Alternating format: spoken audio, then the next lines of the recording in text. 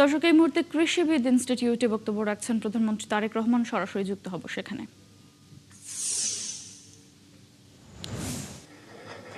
এবং এই রাজনৈতিক অধিকার প্রতিষ্ঠার সাথে সাথে আরেকটি অধিকার, সেটি হচ্ছে জনগণের অর্থনৈতিক অধিকার, অর্থাৎ জনগণের মধ্যে বিভিন্ন শ্রেণী পেশার মানুষ তাদের নিজ নিজ যোগ্যতা অনুযায়ী তার কর্মসংস্থান, তার নিরাপত্তা, তার যোগ্যতা অনুযায়ী সেটি তার বিভিন্ন কর্মসংস্থান হোক বা ব্যবসা বাণিজ্য, অর্থাৎ সেই অধিকার যাতে সে পূর্ণভাবে ভোগ করতে পারে।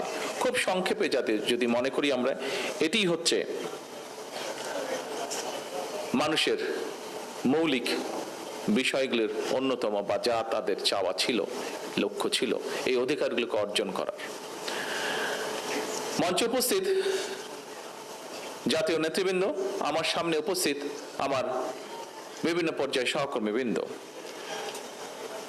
জুলাই আন্দোলন আমরা দেখেছি বিভিন্ন সময় মানুষকে বিভ্রান্ত করার জন্য বিভিন্ন জন বিভিন্ন কথা বলেছে। আমরা আমাদের অবস্থান থেকে পরিষ্কারভাবে সাফ বলে দিয়েছি, এই জুলাই আন্দোলনের সফলতার ক্রেডিট এই দেশের সর্বস্তরের জনগণের। এটি কোনো একক ব্যক্তি, একক কোনো দল, রাজনৈতিক দলের এটি কোনো ক্রেডিট নয়। এখন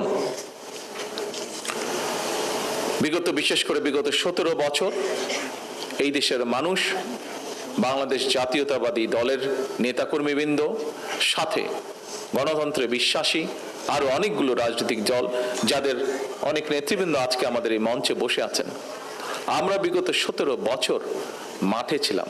আমাদের নেতাকর্মীরা, বিএনপি হোক, তার প্রত্যেকটি অঙ্গ সহযোগী সংগঠন হোক, প্রত্যেকটি নেতাকর্মী মাঠ ছেড়ে আমরা কখনো চলে যাইনি।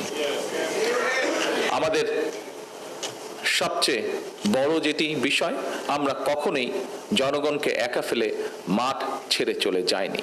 এবং বিএনপি সহ এখানে উপস্থিত রাজনৈতিক নেতৃবৃন্দ মাঠে ছিলেন বলেই বাংলাদেশ সহ সারা বিশ্বে প্রতিষ্ঠিত হয়েছে যে যে স্বৈরাচার ছিল সে প্রকৃত একটি ফ্যাসিবাদী স্বৈরাচার ছিল। এবং জনগণ স্বাভাবিকভাবে, পৃথিবীর ইতিহাস যদি আমরা দেখি, যে কোনো সময় যে কোনো আন্দোলনেই ধীরে ধীরে গড়ে ওঠে এবং এক সময় সেখানে জনগণ পার্টিসিপেট করে। বাংলাদেশেও জুলাই আগস্ট যেটি হয়েছে, জুলাই আগস্টে যে সফলতা এসছে, এটিও একইভাবে জনগণ যখন সম্পূর্ণভাবে সম্পৃক্ত হয়েছে, জনগণের সেই আন্দোলন সফল হয়েছে। অর্থাৎ জুলাই আগস্টে যে আন্দোলন, এটি ছিল সম্পূর্ণভাবে জনগণের আন্দোলন। জনগণ পরিবর্তন চেয়েছিল বলেই সেই আন্দোলন সফল হয়েছে। ঠিক যেভাবে 1971 সালে বাংলাদেশের জনগণ একটি স্বাধীন সার্বভৌম রাষ্ট্র চেয়েছে বলেই সেদিন আমাদের স্বাধীনতা অর্জন হয়েছিল 1971 সালে। সম্মানিত সকল উপস্থিতিবৃন্দ,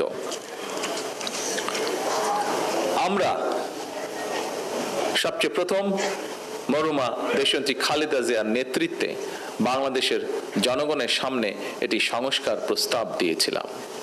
যেই সংস্কার প্রস্তাব আমরা দিয়েছিলাম, যখন আমরা দিয়েছিলাম রাজনৈতিক প্ল্যাটফর্ম থেকে, রাজনৈতিক দলের অবস্থান থেকে, তখন বাংলাদেশের অনেক ব্যক্তি পরবর্তীতে যারা বিভিন্ন সংস্কার নিয়ে যারা বিভিন্ন রকম কথা বলেছেন, বা যেই দলগুলো, অনেকগুলো দল বলেছে, তারা তখন কেউই সংস্কারের কথা বলেনি। পরবর্তীতে এই ঘটনাগুলো সাকি সাহেব ওনার বক্তব্যে তুলে ধরেছেন। পর্যায়ক্রমিকভাবে সেই সংস্কার প্রস্তাব নিয়ে আমরা আমাদের রাজপথের সঙ্গী যারা ছিলেন, বহু রাজনৈতিক দলের সাথে আমরা আলোচনা করেছি এবং পর্যায়ক্রমিকভাবে সেটি 31 দফায় পরিণত হয়েছে। এবং সে 31 দফা আমরা আনুষ্ঠানিকভাবে জনগণের সামনে উপস্থাপন করেছি।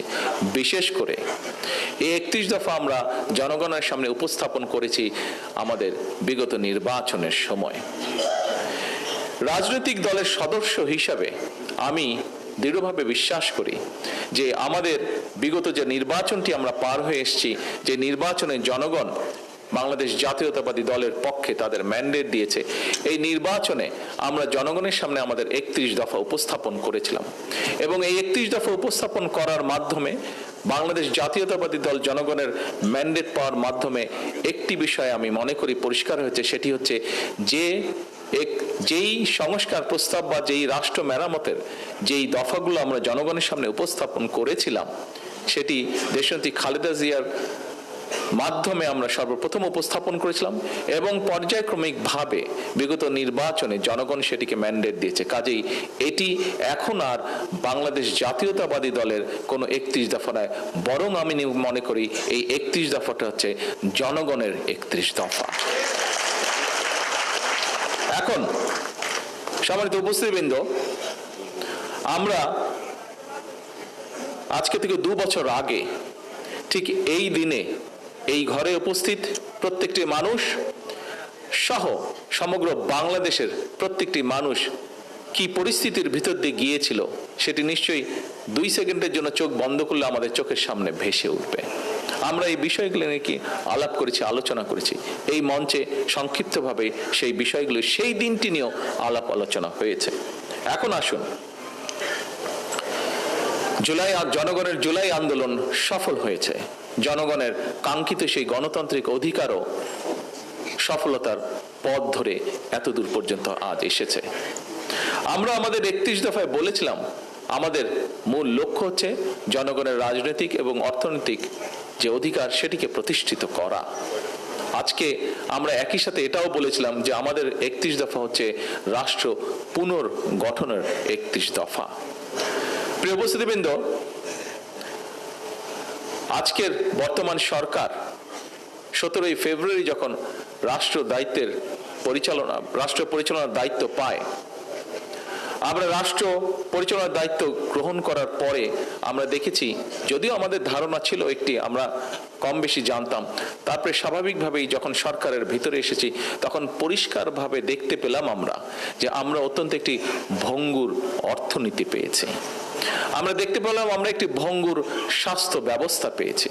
আমরা দেখলাম আমরা একটি ভঙ্গুর প্রশাসন, বিভাজিত প্রশাসন আমরা পেয়েছি। এবং এই বিভাজন শুধু সিভিল প্রশাসন নয়, সিভিল প্রশাসন বলুন, পুলিশ প্রশাসন বলুন, প্রশাসনের বিভিন্ন জায়গায় তার প্রতিফলন আমরা দেখেছি। আমরা দেখেছি একটি ডিজাস্টার্স একটি শিক্ষা ব্যবস্থা, অর্থাৎ একটি রাষ্ট্রের যতগুলো ব্যবস্থা থাকে প্রত্যেকটি ব্যবস্থা বিধ্বস্ত অবস্থায় আমরা পেয়েছি। সরকার 17 তারিখ থেকে সরকার পরিচালনার দায়িত্ব আমরা পালন শুরু করলাম। 2 সপ্তাহ না যেতেই শুরু হলো মধ্যপ্রাচ্য পরিস্থিতি। এখানে মান্না ভাই ওনার বক্তব্যে বলেছেন, আরো কয়েকজন খুব সম্ভবত বলেছেন যে সেই পরিস্থিতি আমরা কিভাবে চেষ্টা করেছি আমরা ম্যানেজ করার জন্য। সম্মানিত উপস্থিতিবৃন্দ, আমি জানি সামগ্রিক সকল পরিস্থিতি নিয়ে যে অর্থনীতিকে আমরা দেখেছি যে ফ্যাসিবাদী স্বৈরাচারীর সময় বছরে এই দেশ থেকে $16 বিলিয়ন জনগণের $16 বিলিয়ন লুটপাট করে বিদেশে পাচার করে দেওয়া হয়েছে, কিভাবে ব্যাংকগুলোকে ধ্বংস করে দেওয়া হয়েছে, কিভাবে শিক্ষা বা স্বাস্থ্য, কৃষি সবকিছুকে ধ্বংস করে দেওয়া হয়েছে। আমরা যখন দায়িত্ব গ্রহণ করার পরে যুদ্ধ পরিস্থিতি শুরু হলো, তখন আসলেও আমরা একটু ওয়ারি ছিলাম যে কি করে সকল পরিস্থিতি আমরা ম্যানেজ করব। আমরা জানি এই সকল বিধ্বস্ত অর্থনীতি, বিধ্বস্ত সব পরিস্থিতির মধ্যে আমরা জানি ভিতরে জনগণ অবশ্যই কষ্টের মধ্যে দিয়ে যাচ্ছে। আমরা আমাদের সাধ্য মতন, আমাদের অভিজ্ঞতা, আমাদের বুদ্ধি বিবেক, বিভিন্ন পরামর্শের ভিত্তিতে আমরা সাধ্য মতন চেষ্টা করছি এবং চেষ্টা করে যাচ্ছি আমরা কিভাবে জনগণকে এই পরিস্থিতিকে আমরা বের করে আনতে পারি। এর ভিতরেই আমরা জানি যে বিশেষ করে জ্বালানি খাতে তেল বা গ্যাস এইসব বিষয়, বিদ্যুৎ এইসব বিষয়ে জনগণ সমস্যার মধ্যে দিয়ে যাচ্ছেন। কিন্তু এই যে জ্বালানিটা দিয়ে আমি শুরু করলাম, কারণ এই মুহূর্তে জ্বালানির কথাই বলুন, গ্যাসের কথাই বলুন, এই সব ক্ষেত্রে আমরা জানি দেশের বিভিন্ন প্রান্তে বহু মানুষ এই সকল ভোগান্তি পোহাচ্ছেন এগুলা। তো এখন এই বিষয়গুলোকে অবশ্যই আমাদের অ্যাড্রেস করতে হবে। কিন্তু এই কথাটাও তো সত্য, এই কথাটাও সত্য যে কিভাবে আমরা যদি শুধু জ্বালানি খাতের কথাই চিন্তা করি, কিভাবে ফ্যাসিবাদী স্বৈরাচার এই জ্বালানি খাতটাকে তাদের পকেট ভারী করার একটি খাত হিসাবে তারা এটাকে বিবেচনা করেছিল। কাজেই স্বাভাবিকভাবেই এত বছরের লুটপাট করে যে সেক্টরটিকে বিধ্বস্ত করে ফেলা হয়েছে, সেই সেক্টরটিকে যদি পুনর্গঠন করতে হয় কিছু তো অবশ্যই সময় প্রয়োজন। আজকে অনেকেই বলেন, দেখলাম বিভিন্ন জন বিভিন্ন বক্তব্য দিয়েছেন, আমরা এক্সকিউজ দিয়ে এক্সকিউজ দেওয়ার মাধ্যমে আমরা আমাদের দায়িত্ব এড়াতে চাচ্ছি না। হ্যাঁ, সমস্যা আছে, আমরা জানি, আমরা সেই সমস্যাটাকে অ্যাড্রেস করতে চাই। অনেকেই বলছেন যে বিভিন্ন বাসা বাড়িতে বা বিভিন্ন মিল ফ্যাক্টরিতে গ্যাস পাওয়া যাচ্ছে না, ফলে হয়তো অনেক জায়গায় অনেক মিল ফ্যাক্টরি চালানো যাচ্ছে না, অনেক বাসা বাড়িতে হয় না, রান্না বান্না করা যাচ্ছে না। ইয়েস, উই অ্যাডমিট সমস্যা আছে, কিন্তু সমস্যা সমাধানের জন্য আমরা নিরন্তর কাজ করারও চেষ্টা করছি, উপায়টি বের করার চেষ্টা করছি। আপনারা নিশ্চয়ই দেখেছেন, গতকালকে পেপারে এসছে, দেখেছেন যে আমরা পার্শ্ববর্তী দেশ মায়ানমার থেকে গ্যাস আনার জন্য আলোচনা এরই মধ্যে শুরু করেছি। শুধু এটিই নয়, আমরা কিছুদিন আগে, আপনাদের খেয়াল আছে যে আমি মালয়েশিয়া এবং চায়নাতে গিয়েছিলাম। মালয়েশিয়াতে আমি ওখানে যে আছে পেট্রোনাস একটি তাদের কোম্পানি আছে, সেই কোম্পানির সাথে আমরা আলোচনা করেছি। সেই কোম্পানি একটি কাজ করে থাকে, ওটার টেকনিক্যাল নামটা আমি মনে করতে পারছি না এই মুহূর্তে। তারা যেটি করে, পেট্রোনাস কোম্পানি, এটি তারা পুরো ইন্দোনেশিয়াতে তারা করছে এবং জাপানের সাথেও তারা এটি চুক্তি করেছে, আগামী 20 বছর তারা জাপানকে সহযোগিতা দেবে। সেটি হচ্ছে কন্টেনারের মধ্যে করে তারা গ্যাস নিয়ে যায়, এলএনজি গ্যাস তারা নিয়ে যায়। আমরা তাদের সাথে কথা বলেছি এবং একটু সময় লাগার কারণে গত সপ্তাহে আমি নিজে প্রাইম মিনিস্টার আনোয়ার ইব্রাহিমের সাথে ফোনে কথা বলেছি যে উনি আমাদেরকে এই ব্যাপারে সহযোগিতা করতে পারেন কিনা, এবং উনি তখন আমাকে ফোনে বললেন যে আমি আগামীকাল কি তাদের সাথে কথা বলছি এবং আমরা দেখব কত দ্রুত বাংলাদেশকে কিভাবে সহযোগিতা করা যায়। গত পরশুদিন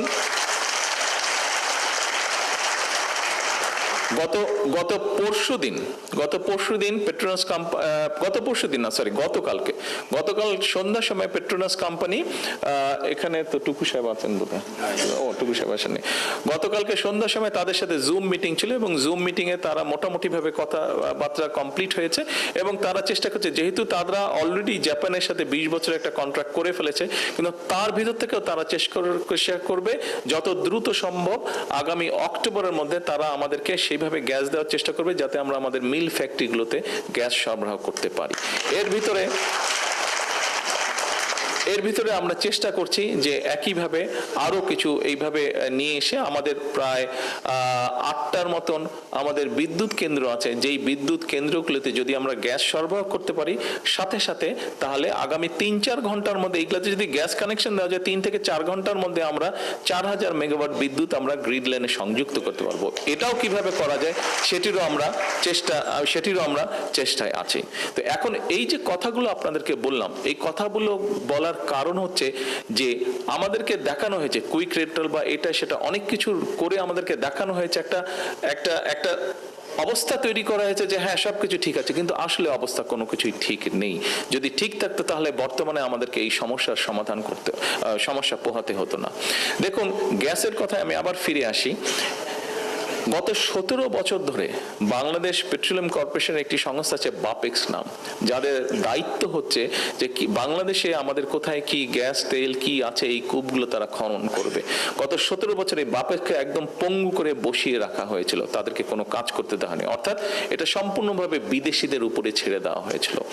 আমরা আসার 1-1.5 মাসের মধ্যে আমরা সিদ্ধান্ত নিয়েছি যে বাপেক্সের জন্য আমরা 2টো রিগের ব্যবস্থা আমরা করছি, যাতে করে দ্রুত তারা দেশের ভিতরে যেখানে যেখানে আমাদের গ্যাস পাওয়ার সম্ভাবনা আছে, সেখানে গ্যাস, যেখানে তেল পাওয়ার সম্ভাবনা আছে, সেখান থেকে এই খনিগুলো যাতে এক্সট্রাক্ট করা যায় এবং আমরা নিজেরা যাতে আমাদের এই খনিজ সম্পদগুলো যাতে দেশের জন্য ব্যবহার করতে পারি, সেইটাও প্রক্রিয়া এগিয়ে চলছে। হয়তো একটু সময় লাগবে, কিন্তু ইনশাল্লাহ আমরা কিছুদিনের মধ্যে আমরা একটা ভালো রেজাল্ট পাবো। এখন আসুন, এই যে মানুষের এই সমস্যাগুলোকে যাতে বের করে আনতে পারি, দেশের মানুষ যাতে এই সমস্যা ভোগ না করে, অবশ্যই আমি মনে করি এটা জুলাই শহীদ বলেন, জুলাই যোদ্ধা বলেন, বিগত গণতান্ত্রিক আন্দোলনে যে সকল মানুষ শহীদ হয়েছেন, যারা রাজপথে নেমে এসেছিলেন, এমনকি 1971 সালে যে সকল মানুষ শহীদ হয়েছেন, যারা অস্ত্র হাতে দেশকে স্বাধীন করার জন্য যুদ্ধ করেছেন, নিশ্চয়ই একদম নির্দিষ্ট এইভাবে না হলে এই মানুষগুলোর এরকমই একটা প্রত্যাশা ছিল এই মানুষগুলো, যে বাংলাদেশের মানুষ যাতে এইভাবে ভালোভাবে বিদ্যুৎ, গ্যাস সকল সুবিধা তারা পেতে পারে। নিশ্চয়ই এটি অন্যতম তাদের একটা চিন্তা ভাবনা ছিল। দর্শক, রাজধানীর কৃষিবিদ ইনস্টিটিউটে বক্তব্য রাখছেন প্রধানমন্ত্রী তারেক রহমান। আমরা সরাসরি ছিলাম সেখানে।